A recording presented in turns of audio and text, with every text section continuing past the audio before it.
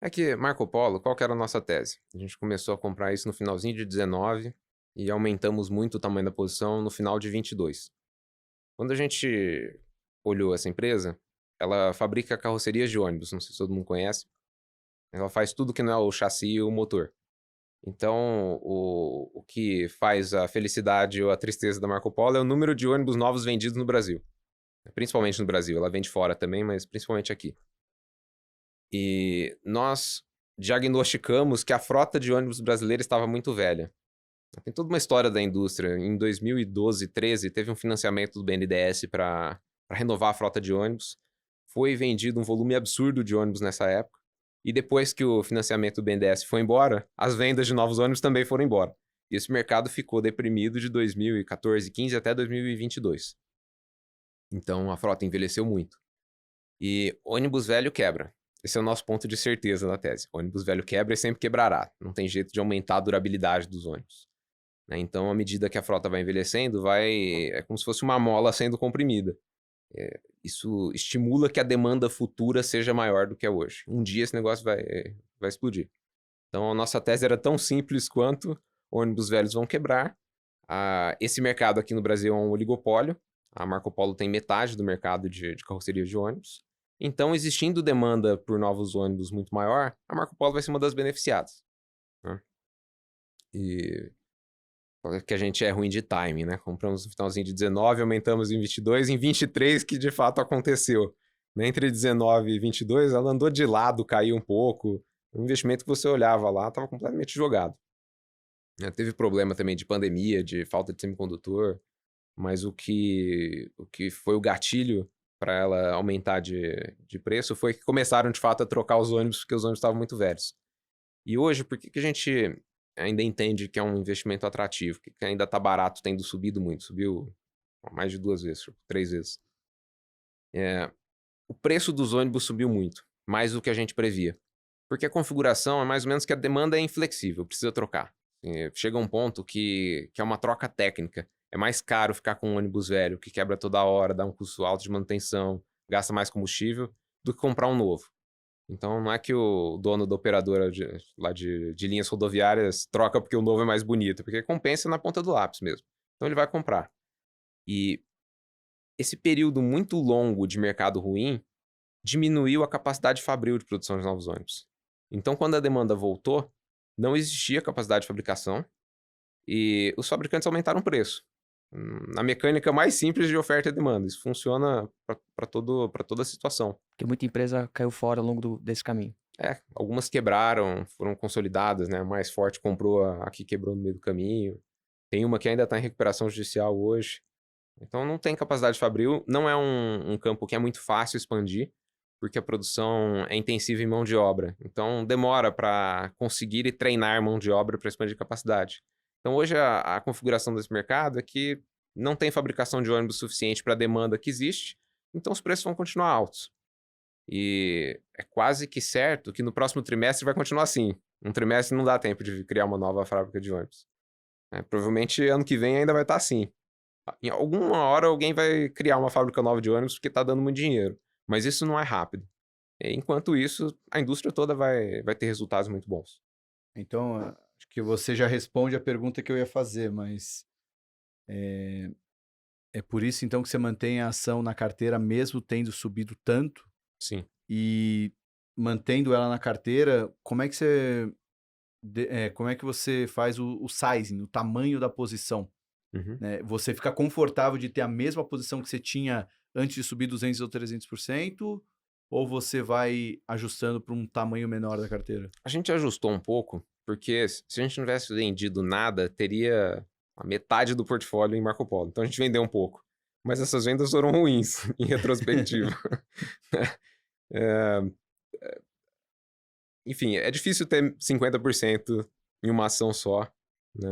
Acho que indo na linha do skin the game e manter o fundo perene para sempre, ter 50% de uma ação, você tem que estar muito convicto, né? O nosso fundo já é razoavelmente concentrado, né? Então, a hora que começa a passar de 30, a gente começa a se incomodar com a concentração. Assim, 30 todo mundo já fala que é uma posição enorme. A gente tem 29% hoje de Marco Polo, mais ou menos. Ah, não É é enorme, bastante. então. É. Tô grande. Eu tenho, Falta 1% pra ficar enorme. eu tenho Mas uma. a maior posição da Marco Polo no fundo chegou a ser quanto? Chegou a 30 e poucos. A gente começou a vender quando estava chegando em 33, 34, a gente foi vendendo um pouquinho à medida que ela subia. Em retrospectiva, teria ganhado mais dinheiro se não tivesse vendido. Mas o sizing da posição depende basicamente de qual que é o retorno potencial que a gente está enxergando, qual que é a perda potencial que a gente enxerga a risco. Essa relação entre a chance de ganhar dinheiro e a chance de perder dinheiro é importante para nós. Quanto maior for, melhor. E qual que é o nosso grau de certeza na tese? Claro que você nunca vai ter 100% de certeza de alguma coisa, mas como essa indústria tem poucas empresas atuantes, a gente consegue acompanhar o que cada uma está fazendo, a gente entende muito bem essa dinâmica de capacidade produtiva, é muito, muito improvável que a Marco Polo não vá super bem no segundo semestre desse ano. Então, para mim é meio carta marcada, ela vai bem no segundo semestre desse ano. Ano que vem, provavelmente vai ter um resultado bom também. Aí, à medida que o tempo vai passando, vai diminuindo a certeza, mas a gente enxerga longe nessa indústria. Sem falar que é diferente de você investir 30% numa empresa com muita dívida no balanço ou investir 30% numa empresa que não tem dívida, né? Que é o caso Sim. da Marco Polo, que acho que potencialmente vai distribuir dividendos ao longo do tempo. A minha dúvida com relação ao Marco Polo é que no passado, sei lá, 2 anos atrás, talvez em 2022, quando você olhava ela e você olhava o múltiplo comprimido do jeito que estava, tinha potencial de expansão de margem e, consequentemente, o lucro iria subir. Uhum. Então, se você olha hoje um preço-lucro que é muito parecido ao que era antes, sei lá, 5, 6 vezes, ao mesmo tempo, esse já é um lucro com uma margem já que andou bastante, né? Uhum. Então, talvez o risco da tese fosse a margem cair, consequentemente o lucro cair e esse múltiplo que parece barato ficar mais caro. Uhum. O que te faz, então, a sua análise para frente é que essa empresa vai continuar expandindo margem ao longo do tempo por conta de aumento de preço, volume, seria Olha, ela isso? está com margem bastante alta. A gente não projeta expansão. Mas o que a gente olha? Se você assumisse que a margem atual é perene, ela valeria muito mais do que está hoje. Eu não acho que essa margem é sustentável para sempre. Uhum. Mas existem duas alternativas de evolução dessa indústria. Ou não é criada capacidade adicional e todo mundo continua vendendo muito caro, mas seria estranho, porque falar que um mercado vai perpetuamente ficar com uma oferta menor do que existe demanda. Ou alguém vai criar capacidade adicional. Essa capacidade adicional pode ser num volume adequado, que é aumentar só o que eu preciso para atender a demanda que existe, ou inadequado, todo mundo vai aumentar ao mesmo tempo, vai criar uma supercapacidade que em algum momento vai se reverter num problema. É isso que a gente observa. Como é um negócio lento, né, hoje a gente sabe que não tem ninguém com grandes movimentos de expansão de capacidade. Então, por algum tempo, o preço dos ônibus vai continuar alto e essa indústria ainda vai continuar rentável. Se começar a aparecer novas fábricas de carrocerias de ônibus, aí pode ser que o futuro fique um pouco mais... Se passagem também fica um pouquinho mais barato, porque também passagem de avião tá caro pra caramba também, né? Tá O caro. fluxo de pessoas pegando ônibus também aumentou consideravelmente. Sim, mas ônibus é o modal de transporte mais barato por definição. É Uhum, muito difícil avião ficar mais barato do que ônibus. sim. Então, não tem muito... Assim, claro que ajuda a passagem estar mais cara, mas eu acho que a indústria de fabricação de carrocerias continuaria ok, no limite ali do que os ônibus poderiam cobrar. E até pegando uma pergunta do Flávio Aragão, E até ia outro- pegar o é, WhatsApp agora pra ver quem tinha feito a pergunta. Foi o Flávio Aragão. Flávio Aragão, um dos membros do M3, cada escolha é uma renúncia, né? Acho que o Salomão falou Quem isso. falou isso foi Chorão, né? Chorão. Eu só replico. Por que não Randon ou por que não Tupi?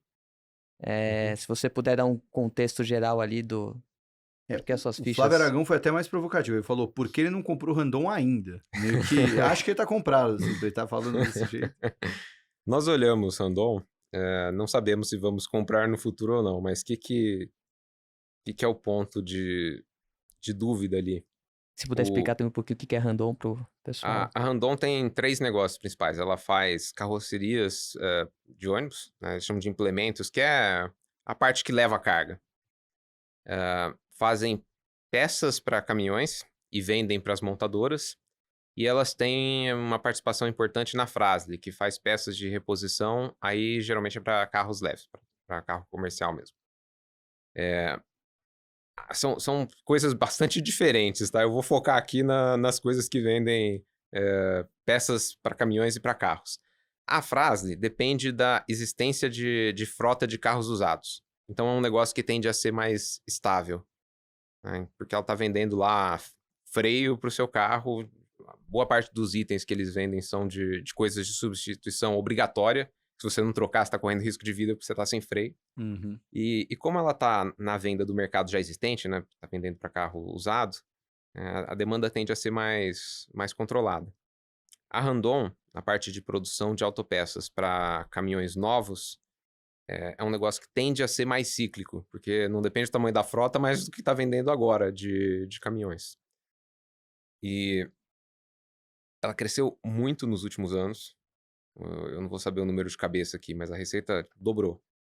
E boa parte dessa expansão de receita veio através de expansão de preço das peças, vendidas para as montadoras, não para o consumidor final. E nós não conseguimos identificar de onde que vem esse aumento de preço até hoje, porque na pandemia é compreensível. Tava com problema de produção, tava com problema de logística, tava com problema de tudo, e as coisas aumentaram de preço por causa do que a gente chama de choque de oferta, né? A oferta diminuiu muito bruscamente, então as coisas ficaram mais caras. Só que já passou a pandemia há um tempo, e os preços continuam altos. E eu não entendo por que tá alto até hoje. As montadoras ainda também estão ganhando mais dinheiro do que elas costumam ganhar. Os caminhões novos ainda estão caros o suficiente para elas terem excelentes retornos. E a gente está enxergando isso como um risco. Eu não sei exatamente o que vai acontecer, mas como está mais alto do que costumava ser antes da pandemia, e nós não diagnosticamos nenhuma alteração estrutural que diga que daqui para frente agora a peça de caminhão é mais caro, eu vejo um risco dela cair.